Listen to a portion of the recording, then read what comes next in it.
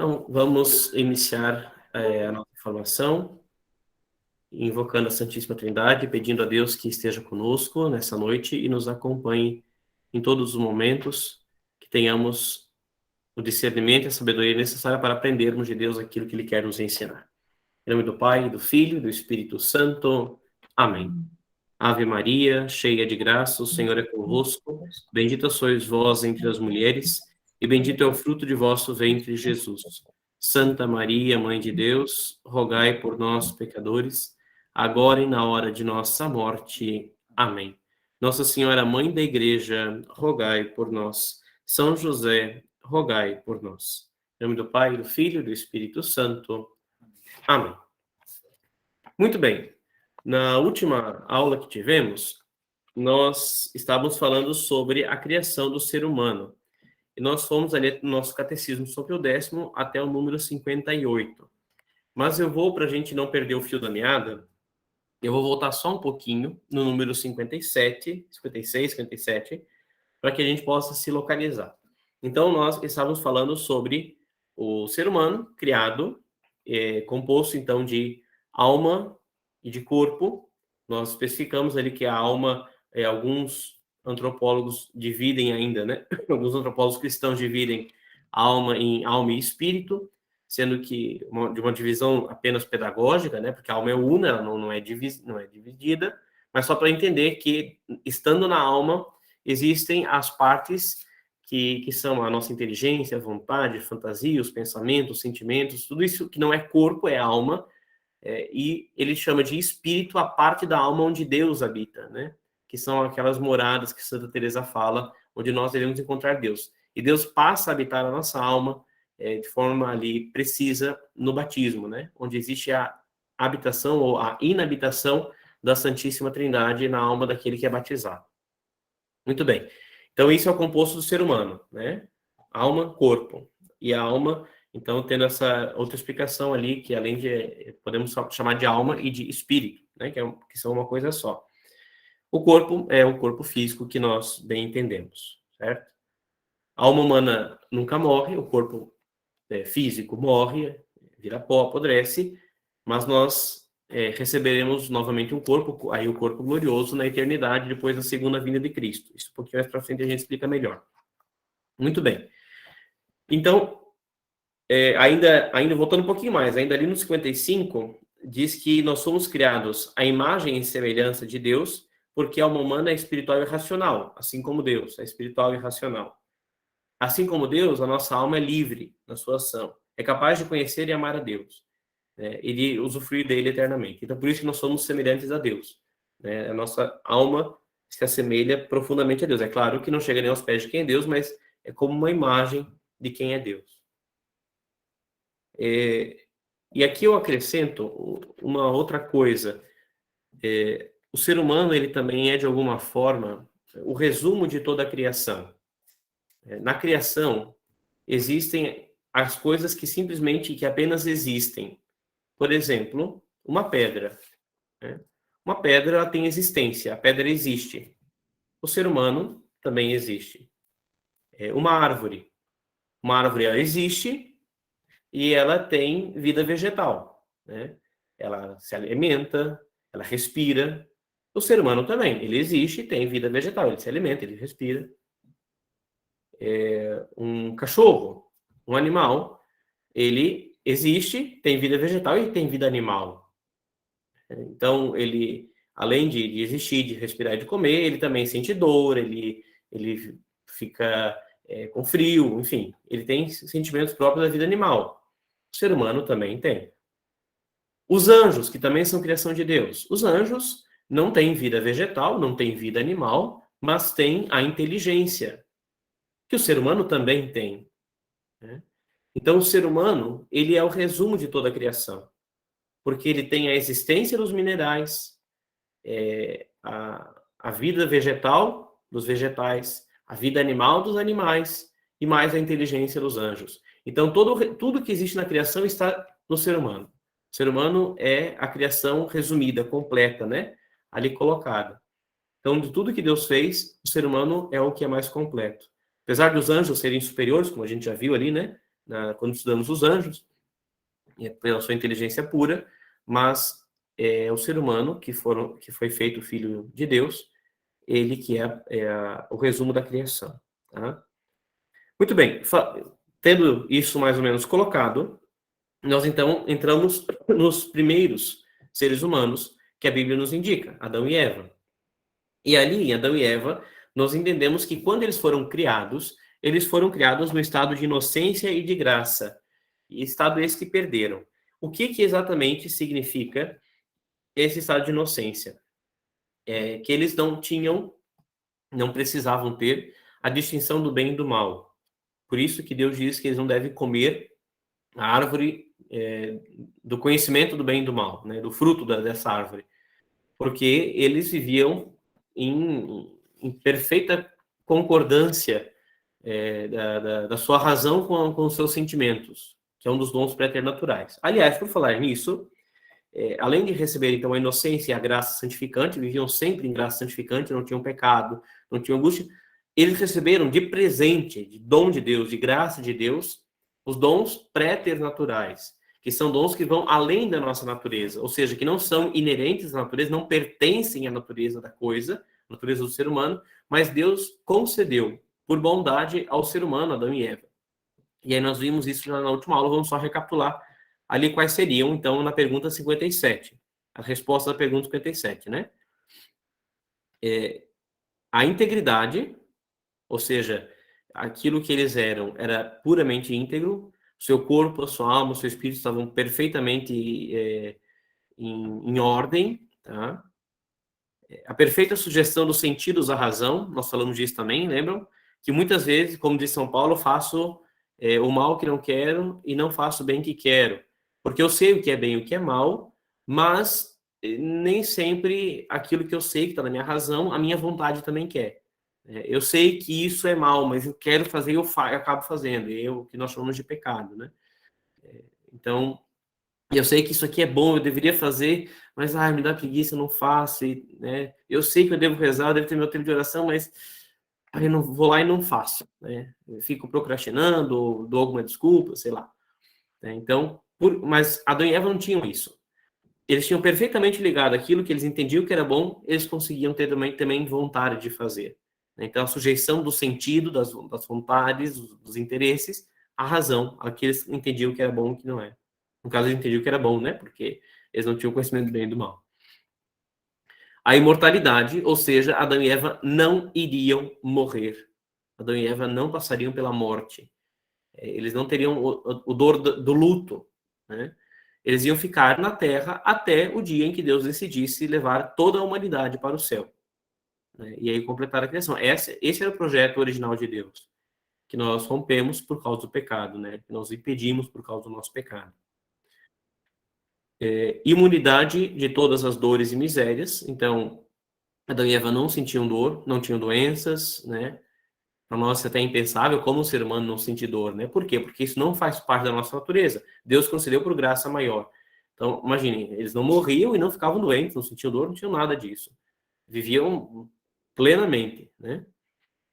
E uma das coisas que talvez eu acho mais incríveis, a ciência proporcionada ao seu estado. Eles conheciam todas as coisas que precisavam conhecer. Adão e Eva não precisavam passar anos e anos estudando química, biologia, física, para entender como que as coisas aconteciam, por que aconteciam. Não precisavam passar tempos e tempos e séculos da humanidade pensando e filosofando para conseguir entender as grandes questões, o sentido da vida. Não, aquilo que era necessário para viverem bem, eles tinham, eles já conheciam. Por isso que Adão é chamado por Deus a dar nome a todas as coisas. Não é que Adão ficou criando invariavelmente nomes, né? Assim, aleatoriamente. Tal coisa, vou dar tal nome. Não. Adão conhecia aquela coisa, por isso ele chama aquela coisa pelo seu nome. Ele dá um nome que faz parte da natureza da coisa. Muito bem. Até aí nós já tínhamos, na verdade, passado na última aula. Só para a gente recapitular e não perder o fio da meada. Agora, nós vamos para a pergunta 58, que vai perguntar, então, qual foi o pecado de Adão que rompeu com toda essa graça, com todos esses dons que Deus tinha concedido? Qual foi o pecado que fez com que o ser humano passasse agora a sentir dor, passasse a ter que estudar para conhecer as coisas, tivesse que trabalhar para ter o seu sustento, que eles não tinham necessidade, porque eles tinham tudo que eles precisavam, tivesse que passar pela morte. Qual foi o grande pecado que fez com que nós perdêssemos tudo isso numa paulada só? O pecado de Adão, 58, resposta, foi um pecado de soberba e de grave desobediência. Esse é o pecado que nós chamamos pecado original. Pecado que vem das origens, o primeiro pecado, né?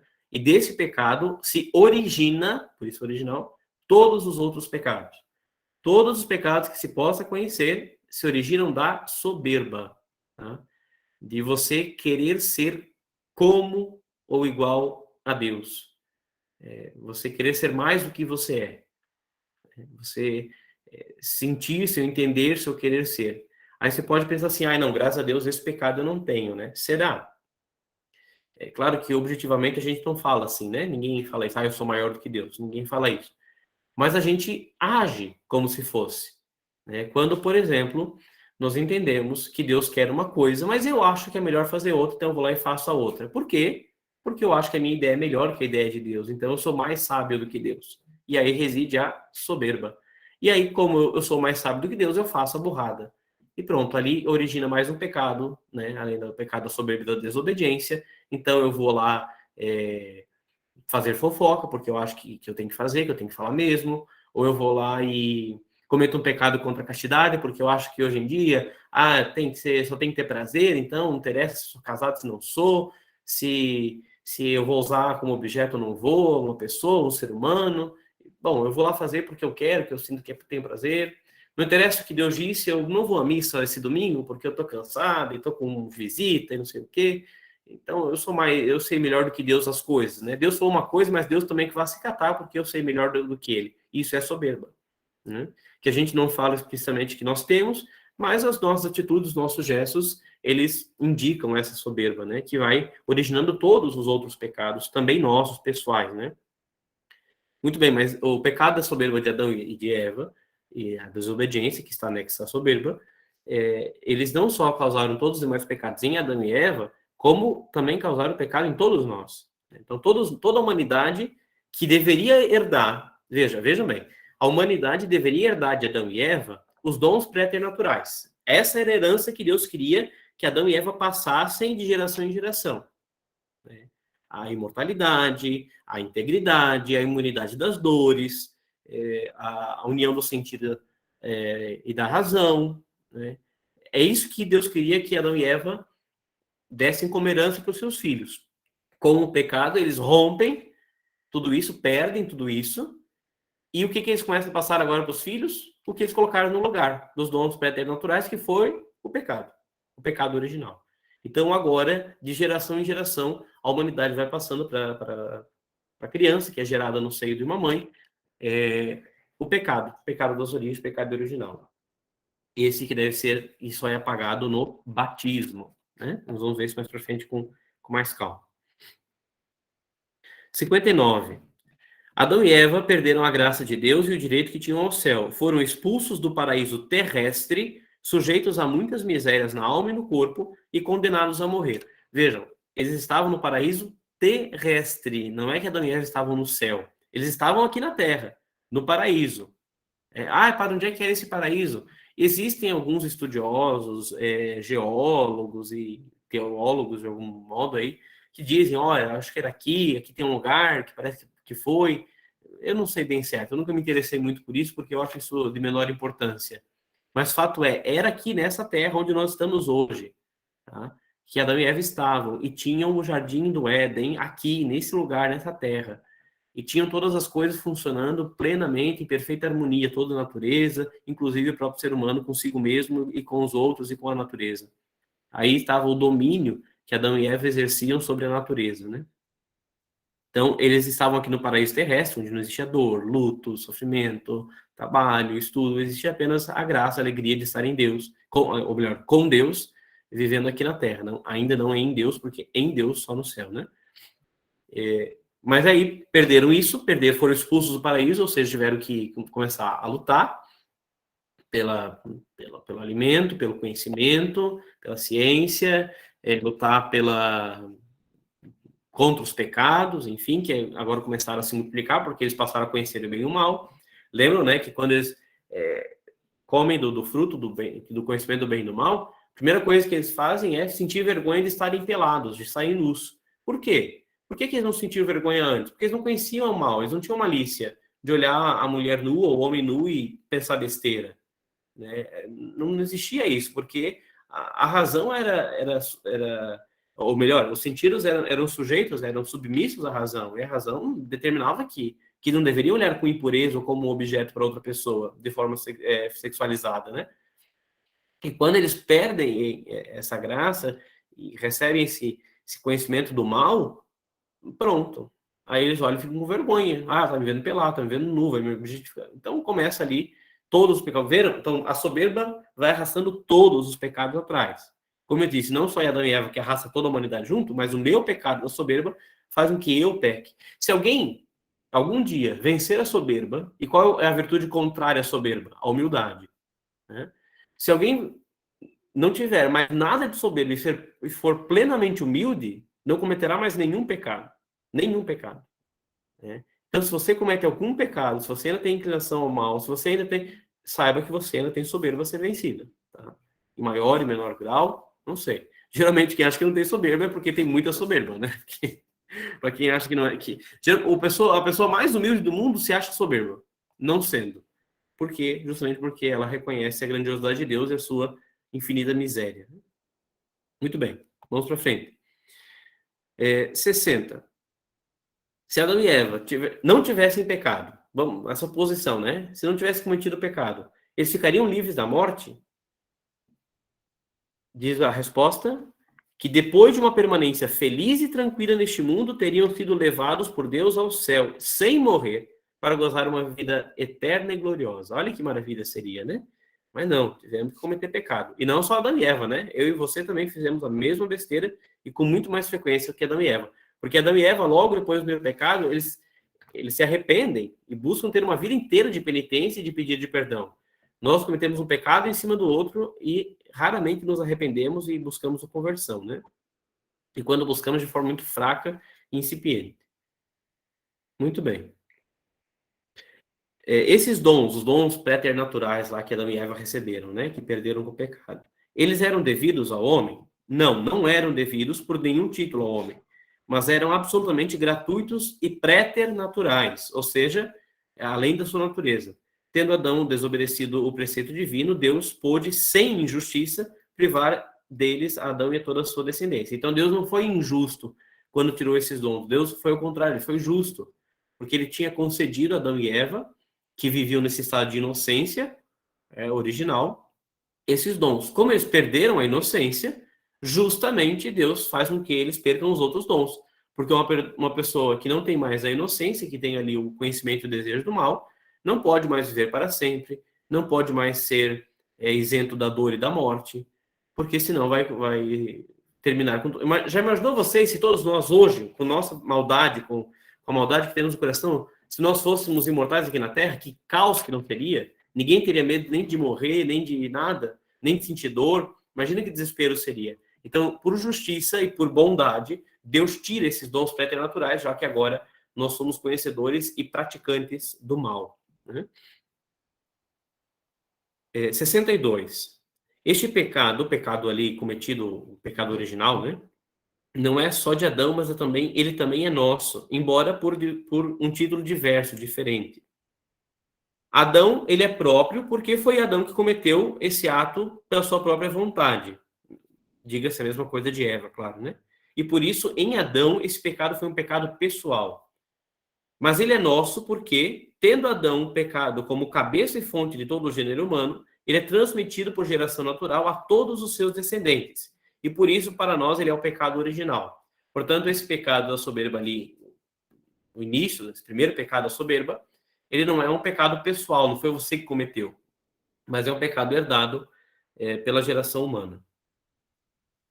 Gente, só para lembrar, viu? Se alguém tiver alguma dúvida, alguma questão, pode estar passando, né? E, às vezes, alguma coisa que talvez me pareça bastante óbvio não seja tanto assim. Então, sem medo, sem vergonha, escrevam ali no chatzinho do lado suas perguntas, que a gente vai respondendo. Ou se alguém preferir, pode ligar o microfone e pedir a palavra que a gente responde também, tá bom? Continuando. 63. Como é possível que o pecado original se transmita a todos os homens? Como é que isso acontece? Por que isso acontece? Vamos lá, vamos ver que essa resposta ela é um pouquinho maior que o normal, mas ela é muito importante, a gente precisa entender ela bem. Então, cada um pega o seu catecismo ali, número 63, e vamos ler junto a resposta. O pecado original transmite-se a todos os homens porque, tendo Deus conferido ao gênero humano, na pessoa de Adão, a graça santificante, os outros dons preternaturais, isso antes do pecado, né? Com a condição de que ele não desobedecesse, e tendo Adão desobedecido, na sua qualidade de cabeça e pai do gênero humano, tornou a natureza inteira rebelde, a natureza humana rebelde a Deus. Então, toda a natureza humana. Adão e Eva eram todos os seres humanos que existiam. Então, todos os seres humanos pecaram contra Deus. A humanidade inteira pecou contra Deus. E eles, Adão e Eva, aqui a pessoa de Adão, sobretudo, porque ele é a cabeça, porque Eva já foi gerada de Adão, ele que é o princípio de todo ser humano, ele vai transmitir para todas aquelas, para as suas cópias, né, para os seus gerados, aquilo que ele tinha. E ele deixou de ter dons preternaturais e passou a ter pecado, por isso ele transmite. Por isso, continua São Pio X, a natureza humana é transmitida a todos os descendentes de Adão no estado de rebeldia contra Deus, privada da graça divina e dos outros dons. Pergunta 64. Será que todos os seres humanos contraem o pecado original? Sim, todos contraem o pecado original, com duas únicas exceções. A Santíssima Virgem Maria, que do pecado original foi preservada por Deus, com um singular privilégio na previsão dos nascimentos da segunda pessoa que nasceu sem pecado original, obviamente, que é nosso Senhor Jesus Cristo. Então, Maria só foi preservada do pecado original porque deveria nascer dela Deus. E em Deus não pode residir nada de pecado. Não pode ter uma fagulha de pecado em Deus, porque seria contra a sua natureza. Deus não pode ser ilógico. Já que ele é santo, verdadeiramente santo, não pode ter nada que não seja santo nele, não seja justo. E o pecado é injusto. Então, não poderia haver nada que tocasse a Deus que fosse pecado. Por isso que Maria, sendo preparada para ser mãe de Deus, ela foi preservada, Deus, por uma graça única, um privilégio único, permitiu que, quando Santa Ana concebeu no seu ventre,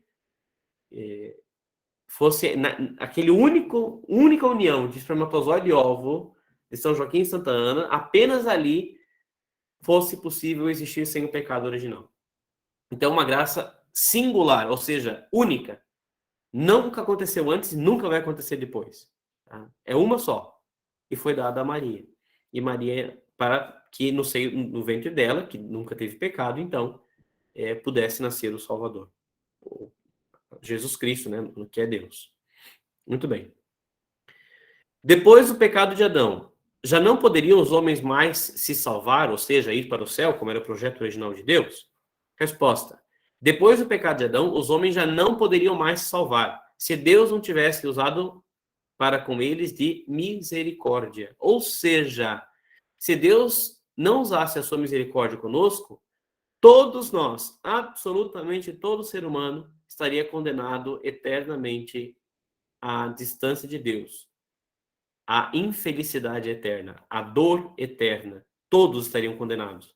Fizesse o que quisesse. Ninguém conseguiria, por conta própria, receber o perdão de Deus. Dizem os autores espirituais que depois do primeiro pecado de Adão, vamos supor que Adão e Eva cometeram o pecado ali, certo? Primeiro pecado.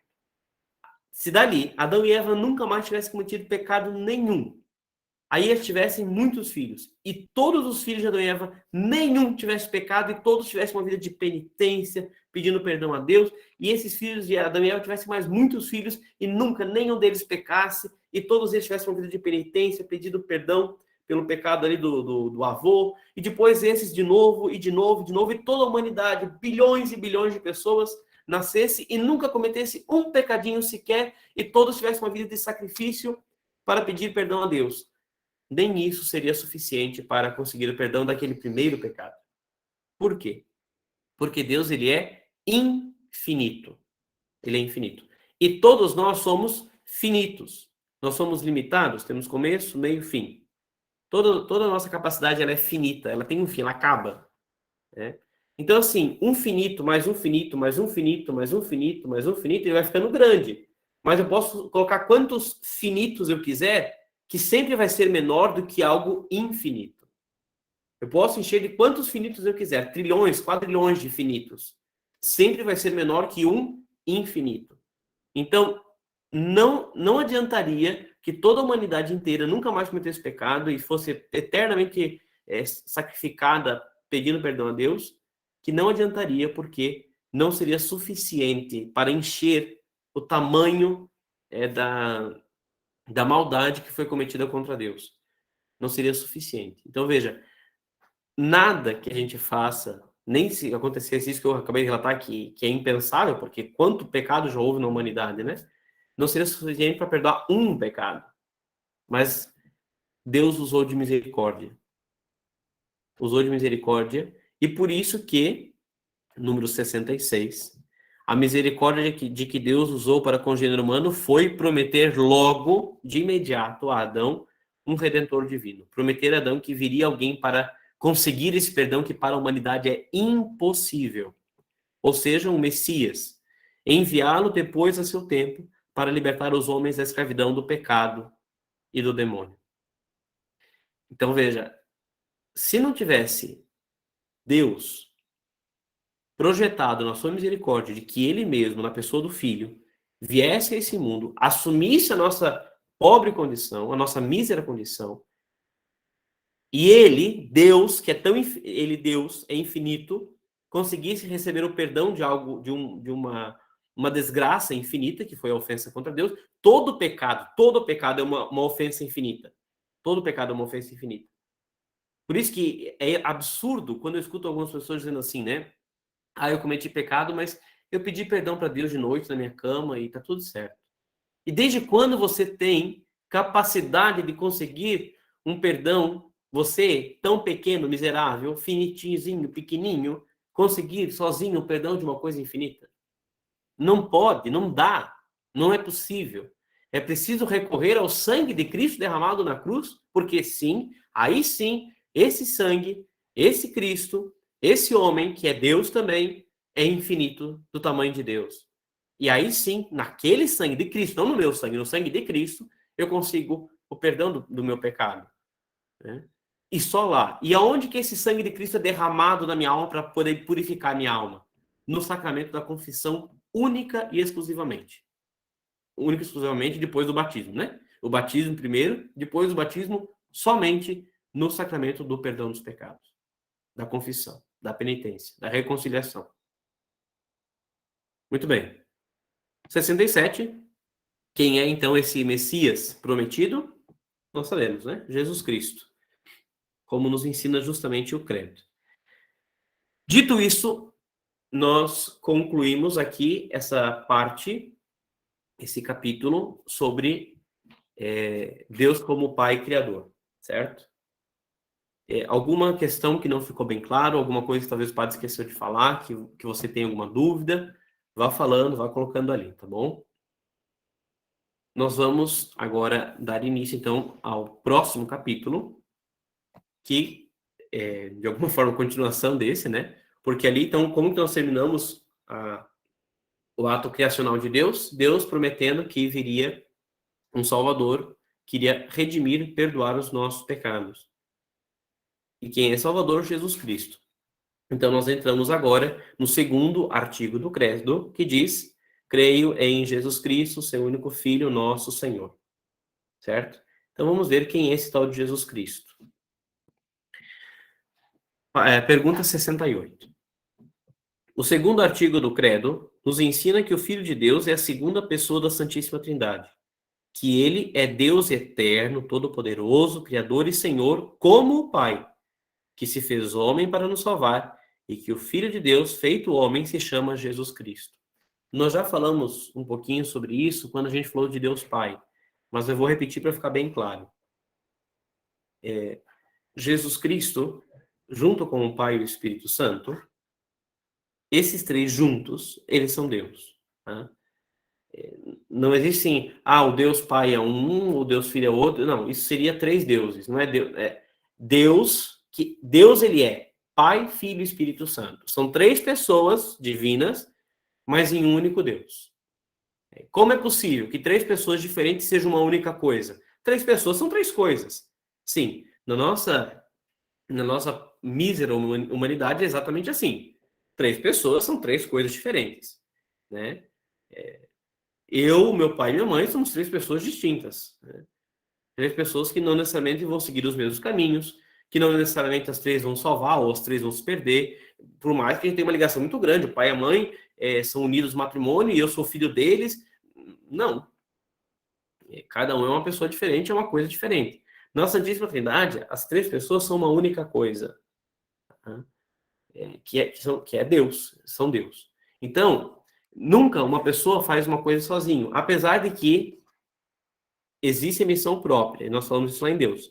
Quem é que cria, que faz a criação? Essa é a missão de Deus Pai. Mas não significa que o Espírito Santo e Jesus estavam dormindo no sofá e Deus Pai estava criando sozinho. O que acontece? O irmão tá rindo aqui do lado agora já. Mas nós que o Filho e o Espírito Santo de boa assistindo a TVzinha, né? Não fizeram isso. Mas, lembram como que Deus cria? E Deus disse, faça-se a luz. Deus disse. O que esse disse é a palavra. A palavra, né? A palavra se fez carne, diz São João depois. Então, essa palavra é Jesus. A palavra que se fez carne é Cristo. Então, quando Deus disse, faça-se a luz, então foi no dizer, foi a palavra que estava ali agindo. Então, foi o Pai que disse, mas o dizer é Jesus. E como que essas coisas foram sendo feitas? Pela ação do Espírito Santo. Então, veja, quem cria é o Pai, mas ali está também Jesus, o Espírito Santo, necessariamente. Por isso que fala ali, né? Que Jesus, assim como Deus Pai, ele é eterno, ele é todo-poderoso, ele é criador, ele é Senhor. Então, então, Deus Pai só que é criador e Senhor todo-poderoso. O Filho e o Espírito Santo é outra coisa. Não. O Filho e o Espírito Santo também são todo-poderoso, também criador, também Senhor, também eterno. Então, vejam, a pessoa do Filho que se encarnou. Não foi, então foi os três que vieram e fizeram carne. Não, apenas a pessoa do Filho se fez carne. Mas como que ele se fez carne? Como que Maria concebeu? Pela ação do Espírito Santo. Mas quem foi que enviou o anjo para anunciar e de quem foi a vontade? Do Pai. Então, por vontade do Pai, pela ação do Espírito Santo, o Filho se encarnou na obediência. Como diz depois o autor da carta aos Hebreus, colocando na boca de Jesus, quando ele entra no seio da Virgem Maria, diz: eis que venho ao Pai com prazer fazer a vossa vontade. Então, a vontade é do Pai, a ação é do Espírito, e aquele que assume a carne é o Filho, certo? 69. Por que se chama Filho? Por que esse nome para a segunda pessoa da Santíssima Trindade? A segunda pessoa se chama Filho porque é gerado pelo Pai por via de inteligência desde toda a eternidade, e por este motivo se chama também Verbo eterno do Pai. Então, Jesus, ele é gerado, não criado. Como a gente reza no credo niceno-constantinopolitano, né? Gerado, não criado, consubstancial ao Pai. Consubstancial quer dizer que está com a mesma substância, tem a mesma substância do Pai. Ele é Deus assim como o Pai. Mas qual a diferença de ser gerado e criado? Porque a criação foi feita no tempo. Então, uma coisa foi criada antes e uma coisa foi criada depois. Primeiro Deus cria a luz para depois criar a terra, para depois criar as árvores, os animais, para depois criar o ser humano. Né? Então, existe uma ordem na criação. A alma da minha mãe foi criada antes que a minha alma, certo? Então, existe uma ordem na criação. Jesus não foi criado no tempo. Jesus ele foi gerado desde toda a eternidade. Foi antes de Deus ter criado o tempo. Se é que existe antes, né? Porque não tem tempo ali. Então, a geração de Cristo é da eternidade. Não é que Deus Pai estava sozinho e resolveu gerar o Filho. Não, eles sempre existiram, mas a geração foi do Pai para o Filho. Mas, padre, isso é muito complicado de entender. Como é que pode entender isso? Pois é, isso a gente chama de mistério da Santíssima Trindade. Ou seja, a gente sabe por revelação divina, ou seja, foi Deus que revelou isso, de que a coisa é assim. Agora, como exatamente isso aconteceu, isso é um grande mistério. Porque isso não cabe da nossa inteligência, nós nunca conseguiremos entender.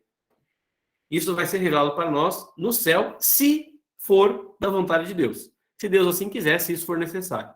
Nós vamos entender na vida eterna. Enquanto aqui estamos, basta-nos e a única coisa que podemos ter é crer, acreditar na palavra de Deus. Deus disse que é assim, Deus não mente, então é assim. Então a gente pode compreender que a coisa aconteceu, mas não exatamente como aconteceu e não tentar entender o que é viver sem tempo. Antes de tempo, não tinha tempo, então não é antes, é eterno, o que é eterno. A gente pode mais ou menos tentar explicar, mas a compreensão plena só na vida eterna, se for da vontade de Deus. Né? Então, por isso, né, por ser gerado do Pai, ele é o Filho. Aquele que é gerado de alguém é filho desse alguém, né? Muito bem. Só que, diferente de que nós somos gerados no seio de uma mulher, né, com a participação de um homem, essa geração ela se dá no tempo, né? A alma é criada. Jesus foi gerado não de uma mulher, depois da Virgem Maria no tempo, mas a pessoa divina de Jesus foi gerado diretamente de Deus, né? A pessoa divina, a pessoa humana de Jesus foi gerada no tempo na Virgem Maria. A pessoa divina de Jesus, que é eterna, ela foi gerada direto de Deus. Aliás, eu não sei em que momento que vai falar isso, mas eu quero deixar isso bem claro.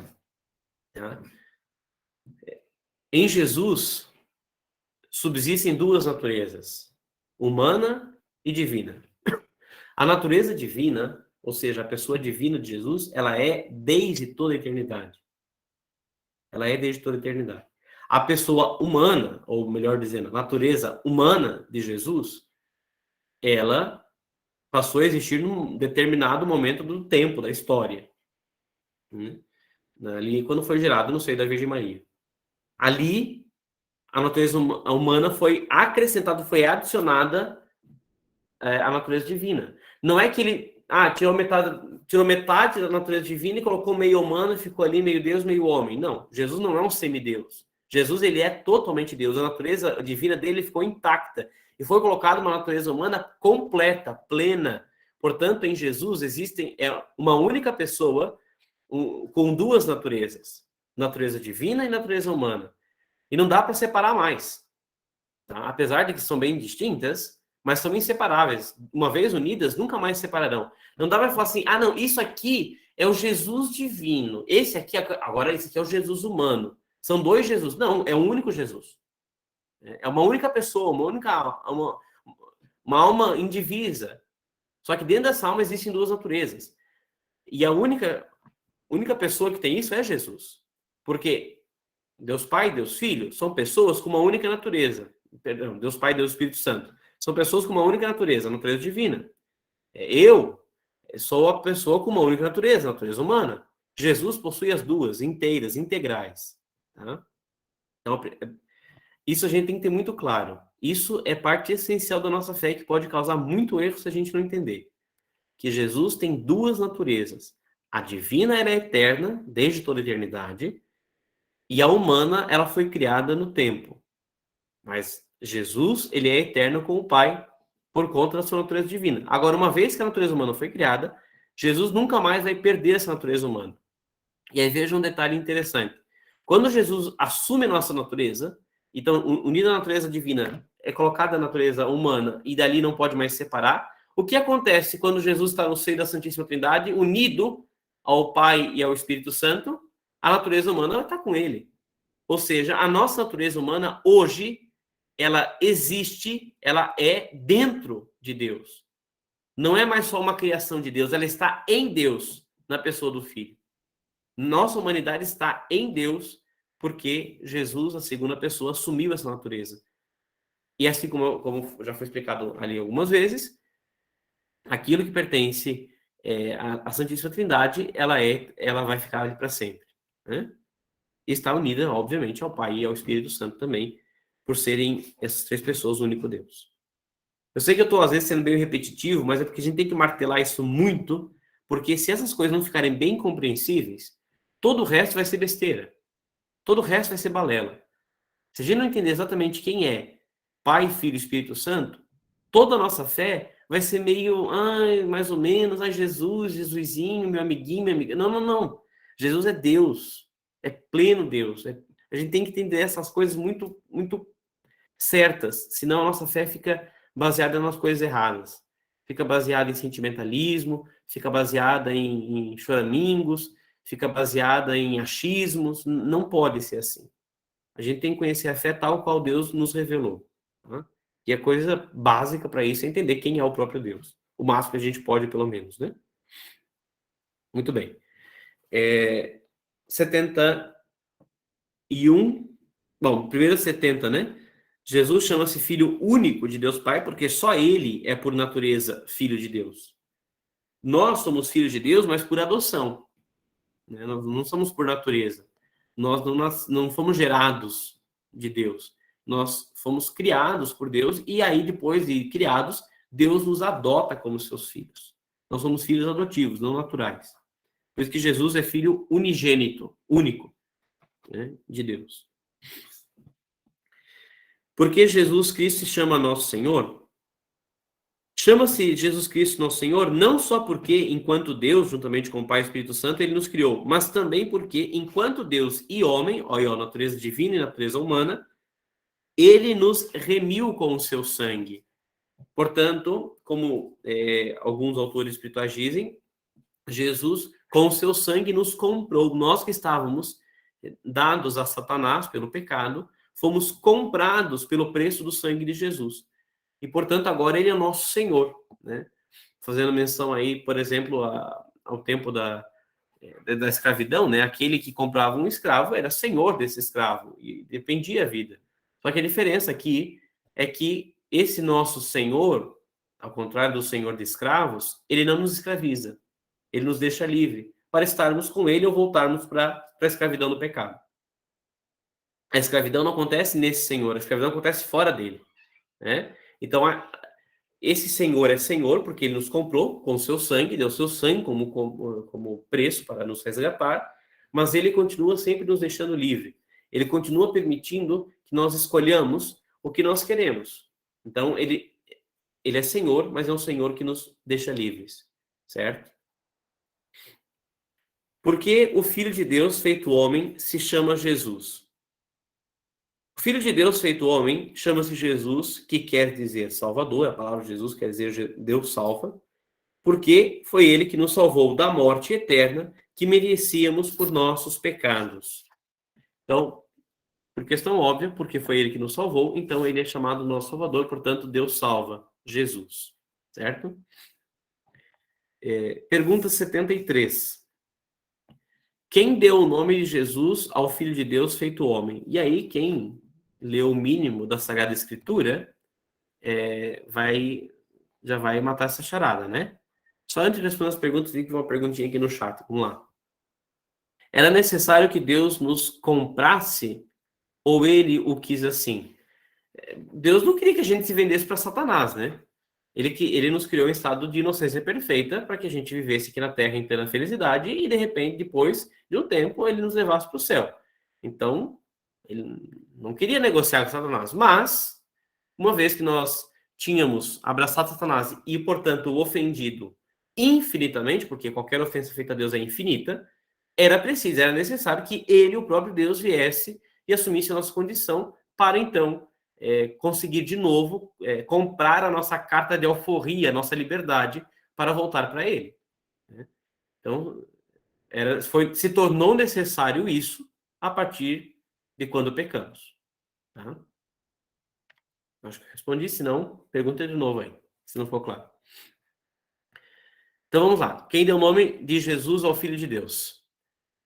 Foi o mesmo Pai Eterno que deu o nome de Jesus ao Filho de Deus feito homem, por meio do arcanjo São Gabriel, quando este anunciou à Virgem Santíssima o mistério da encarnação. Então, foi dado pelo próprio Pai esse nome, por quê? Porque o Pai conhece a natureza de cada uma das coisas. E qual é a natureza do Filho? Salvar a humanidade. Por isso que o nome de Jesus não é um nome aleatório, né?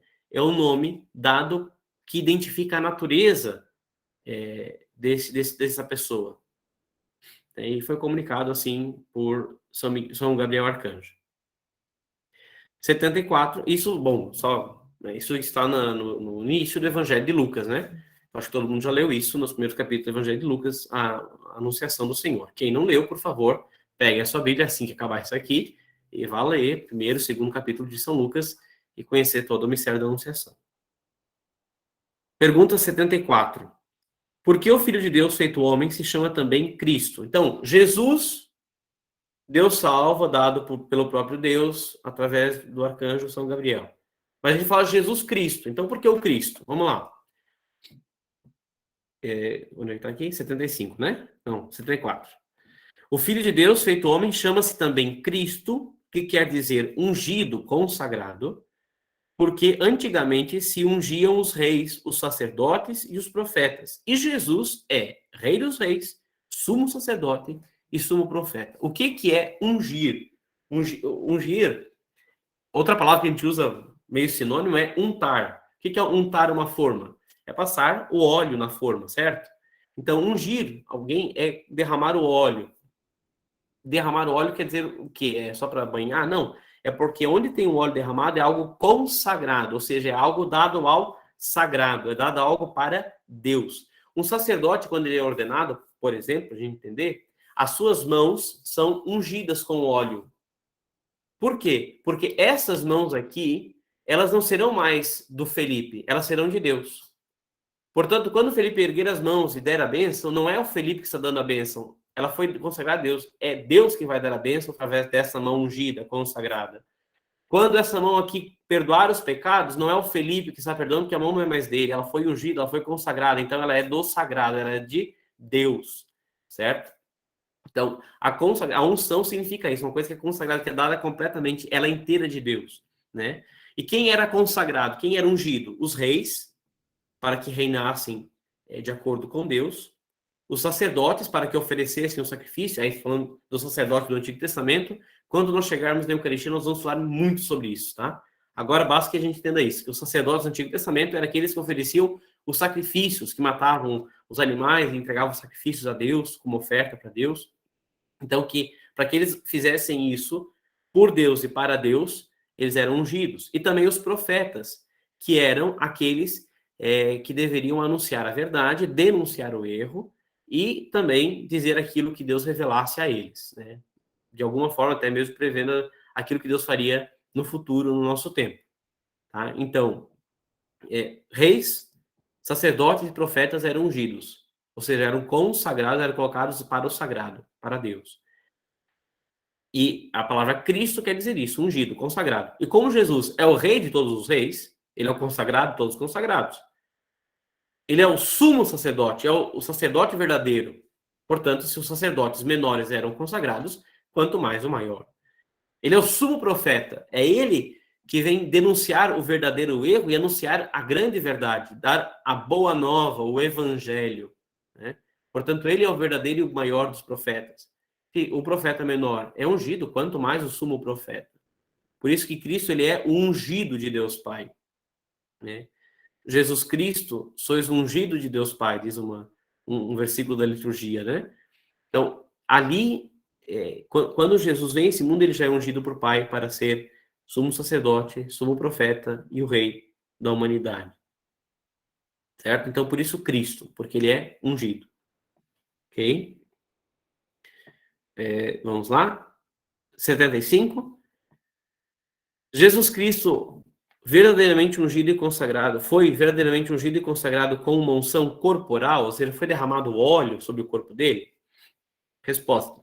A unção de Jesus Cristo não foi corporal, como a dos antigos reis, sacerdotes e profetas. Ou seja, não é que Deus veio e derramou um pouco de óleo e disse que ele era consagrado. Mas foi toda espiritual e divina, porque a plenitude da divindade habita nele substancialmente. Plenitude, ou seja, tudo o que existe de divino está por essência em Jesus Cristo, faz parte dele. Então, se alguma coisa era consagrada a Deus, bom, ele é o próprio Deus. Então talvez dizer mais do que ele é ungido, ele é a unção, né? Quando eu ungi a mão do sacerdote, eu coloquei ali o Cristo, eu consagrei ele a Cristo. Bom, ele é Jesus, ele é a ele que eu consagro a Deus, né? Se eu consagro essa mão a Deus, bom, ele é Deus. Portanto, ele é a unção propriamente dita. Certo? Então, a unção dele não tinha por que ser corporal, porque ele já tem como substância, substancialmente unida a ele, essa plenitude da divindade. Nós já vamos agora para o encerramento. Não vamos conseguir acabar isso aqui, mas na próxima semana o irmão Moisés termina com vocês essa parte, tá bem? Mas vamos mais uma perguntinha para a gente poder concluir o estudo de hoje. 76.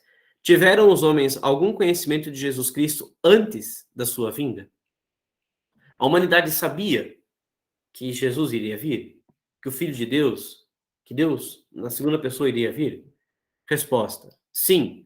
Os homens tiveram conhecimento de Jesus Cristo antes da sua vinda, pela promessa do Messias, lá em Adão já, certo? Que Deus fez aos nossos primeiros pais, Adão e Eva, a qual renovou, ou seja, Deus falou de novo isso, né? Reafirmou, renovou essa promessa aos santos patriarcas, né? A Abraão, a Jacó, a Israel, né? A Isaac, enfim, todos os patriarcas, e também pelas profecias e muitas figuras que o designavam. Os profetas muitas vezes profetizaram a vinda desse Salvador. Muitas figuras do Antigo Testamento remetem à existência de Cristo. Uma delas que me vem à cabeça agora, o servo sofredor que Isaías fala, né, do servo que sofre, que redime, que perdoa e que ama. Pois é, isso foi cumprido em Jesus Cristo. Então a humanidade conhecia, sabia, porque Deus já tinha anunciado na sua promessa que isso viria a acontecer. Certo? Tá, para acabar mesmo, então, para acabar essa questão do Messias, né? Nós vamos, então, para terminar com a 77. Das 38 para frente já é outro tema, Redentor. Então vamos lá, 77. Como sabemos nós que Jesus Cristo é verdadeiramente o Messias e o Redentor prometido? Redentor é aquele que redime, que perdoa, né? Sabemos que Jesus Cristo é verdadeiramente esse Messias, esse Redentor prometido, porque nele se cumpriu duas coisas. Primeiro, tudo que anunciavam as profecias. Então, tudo que está profetizado no Antigo Testamento que aconteceria com aquele que viria, aconteceu na vida de Jesus. Inclusive, nos evangelhos, muitas vezes, os evangelistas falam, né? Isso aconteceu para que se cumprisse as escrituras. E tal coisa estava profetizada e aconteceu. Muitas vezes, os evangelistas falam isso. Mas tudo que foi profetizado aconteceu na vida de Jesus. Segundo, tudo que representavam as figuras do Antigo Testamento. Então, tudo aquilo que no Antigo Testamento era tido como figura, Jesus é a plenitude. Por exemplo, o sacerdócio. O sacerdócio antigo eram pessoas que sacrificavam animais para conseguir de Deus o perdão, conseguir de Deus a bondade, conseguir de Deus as graças, mas isso era uma forma só de figura, porque um cabrito morto não perdoava pecado. Um bode morto não conseguia a bondade de Deus, a graça de Deus. Aquilo era apenas uma figura, para que as pessoas fossem entender o que depois Jesus ia fazer de verdade na cruz. Né? Isso a gente vai explicar bem certinho quando a gente chegar a falar sobre a morte de Jesus na cruz e também sobre a Eucaristia. A gente vai tocar um pouquinho nisso, tá? Só para encerrar aqui uma pergunta aqui no nosso chat. Sumo é o que está acima? Sumo é aquilo que é pleno, aquilo que é maior, né? Uma sumidade, é uma pessoa que é além de tudo, né? Então, o sumo sacerdote, o sumo profeta. Bom, tem profetas grandes, profetas menores, profetas importantes, né? Mas ele é o sumo sacerdote, ele é o sacerdote pleno, perfeito. Não tem nada acima de um sumo, né? O Papa é o sumo pontífice. Pontífice é a ponte, né? Pontífice vem de ponte, é aquele que faz a ponte entre Deus e a humanidade. Mas existem outros pontífices. Um padre, quando perdoa pecado, ele é pontífice. Ele é a ponte que existe entre Deus e o penitente, né? O perdão passa pelo padre. Então, ele é a ponte que faz essa travessia do perdão. Mas o sumo pontífice é o Papa. Ele é o representante maior. Ninguém na Terra representa tanto a Deus quanto o Papa. Nenhum outro bispo, nenhum padre, pode ser o Padre Pio, não foi um pontífice maior do que o Papa. O Padre Pio pode ter sido mais santo do que alguns papas, mas não pontífice maior. Então, sumo é aquele que acima dele não existe nada, né? Certo? Sim, deu para entender? Muito bem, pessoal. Alguma pergunta antes de a gente encerrar? Já batemos aí o nosso horário. Então, assim, só para lembrar, agora acabando a nossa formação, o padre vai ali no grupo, abrir para que cada um coloque o seu e-mail e a partir de hoje